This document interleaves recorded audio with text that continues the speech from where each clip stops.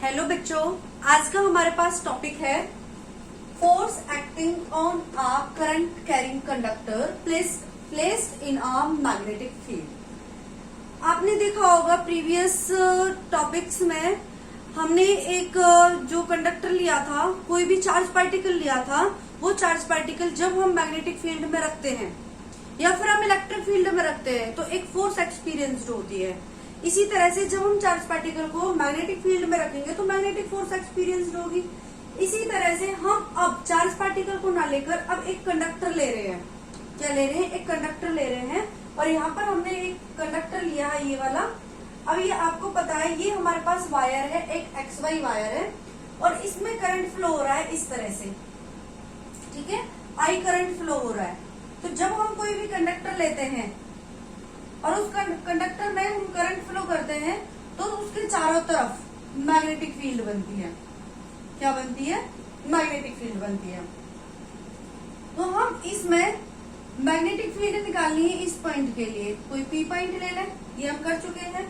तो वही टॉपिक है हमारे पास सेम, बस यहाँ पर हमने क्या किया है कि मैग्नेटिक फील्ड हमने इस तरह से ली है, कुछ एंगल पर।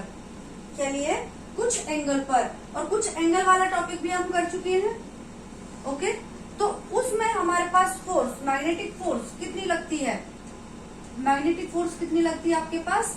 Fm is equal to Q V cross B। क्या लगती है? V क्रॉस B इंटू में Q। अब ये हो गए हमारे पास एक चार्ज के लिए। अब ये कंडक्टर है हमारे पास, इस कंडक्टर के अंदर क्या होंगे हमारे पास? नंबर ऑफ इलेक्ट्रॉन्स होंगे। जब हमारे पास यहाँ पर नंबर ऑफ इलेक्ट्रॉन्स होंगे, फ्रीली मूव कर रहे हैं, तो वो किस वेलोसिटी से मूव कर रहे हैं? आपके पास VD वेलोसिटी से मूव कर रहे हैं। ओके, अब यहाँ पे लिया हमने, जो इलेक्ट्रॉन है वो फ्रीली मूव कर रहे हैं, तो हमने चार्ज के प्लेस पे क्या रख दिया? इलेक्ट्रॉन का चार्ज रख दिया। ओके, ये हो गया आपके पास। अब ये देखो, जब यहाँ पर हम इलेक्ट्रॉन का चार्ज लेते हैं तो जो इलेक्ट्रॉन है वो इस डायरेक्शन में मूव करेगा और जो आपका करंट है वो इस डायरेक्शन में मूव करेगा। तो करंट इधर डायरेक्शन में, तो ये हो गया आपके पास पॉजिटिव। ओके, अब यहाँ पर देखिए कि नंबर ऑफ इलेक्ट्रॉन्स के लिए हम फोर्स निकालेंगे, टोटल फोर्स। क्या निकालें? Total force. टोटल फोर्स के लिए लिया हमने F, और वो किसके इक्वल होगी हमारे पास? NFM के इक्वल होगी। NFM के इक्वल होगी। ये आपको पता है, जब फोर्स आपके पास वेक्टर क्वांटिटी है तो ये हमारे पास सुपरपोजिशन प्रिंसिपल से वेक्टर सम होगा सारी फोर्सेस का, इंडिविजुअल फोर्सेस का। तो वो हमारे पास अब इस कंडक्टर के अंदर total number of free electrons कितने हैं? कितने हैं? N इंटू में volume, means number of electrons, means N क्या है यहाँ पर हमारे पास? N क्या हमारे पास? Density, number of density. ये हो गया हमारे पास AL क्या हमारे पास? Volume of the conductor. AL क्या हमारे पास? Volume of the conductor. Clear? इतना हो गया हमारे पास। N क्या होगी हमारे पास? Number of density of free electrons, number of density of free electrons की number of density, volume of the conductor. Clear? अब ये total number of free electrons, इसको डिनोट कर दिया हमने N से। तो यहाँ पर N आ गया हमारे पास NaL। Fm कितनी आ गई हमारे पास? EVAD cross B। ओके, अब ये देखो हमारे पास एक रिलेशन होता है। क्या होता है? रिलेशन होता है करंट का और ड्रिफ्ट वेलोसिटी का। I is equal to NEAVD। अब यहाँ पे देखिए NEAVD, तो क्या मिलेगा जब हम इस रिलेशन को यहाँ पे पुट करेंगे? तो N यहाँ पे बचेगा आपका ILB, और इसको क्रॉस प्रोडक्ट में लिखेंगे इस तरह से लेंथ के साथ। तो ये आ गया हमारे पास वेक्टर फॉर्म। मैग्नीट्यूड फॉर्म क्या आ जाएगी हमारे पास? BIL sine theta.